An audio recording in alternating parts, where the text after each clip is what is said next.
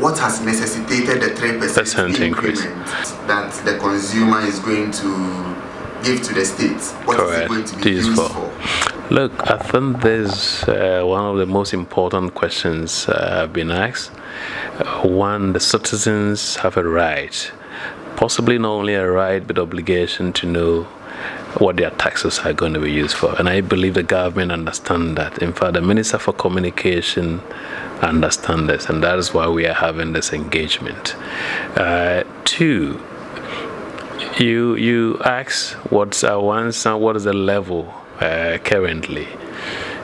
Let's be a little bit scientific. In 2018, first of all, we the ministry engaged team of experts from the University of Oxford, recommended by the World Bank, to assess our level of cybersecurity readiness. We call this maturity model assessment. So countries can be assessed based on where they are. So the starting point is the basic.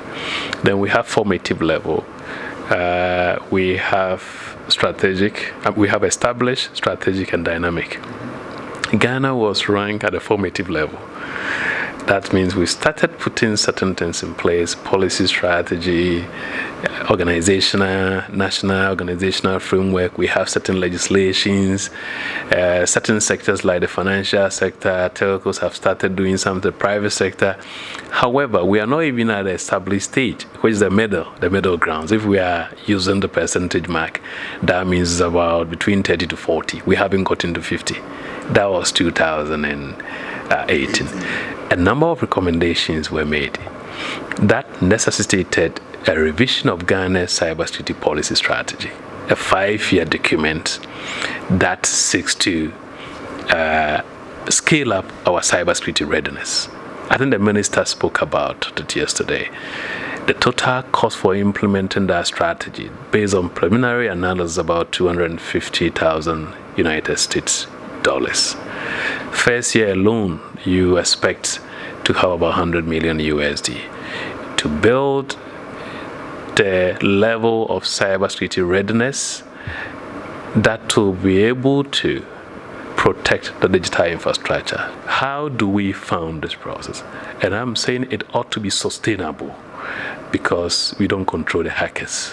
They are active, and Ghana has lost a lot of money. CID data in 2008 suggested Ghana lost about in excess of 100 million USD, but that's even refers to just the direct costs.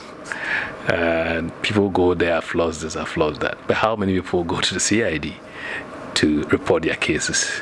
The CID's $100 million was Ghanaians who went to them to say they have lost this sum of money from their accounts. Or once again, I think I will use the word resident. I can't tell whether they're only Ghanaian, but of course, CID's mandate is to cover a crime that is committed within the jurisdiction of this country. So yes, people who reported the cases, absolutely, direct financial losses. Okay. Bank of Ghana also received their own report. Of course, they are not integrated, so it's very difficult to handle that.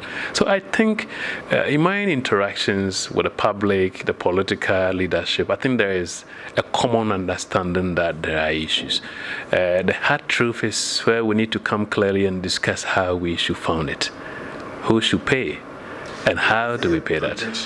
So you gave the figure for what we need to implement the 5-year strategic plan.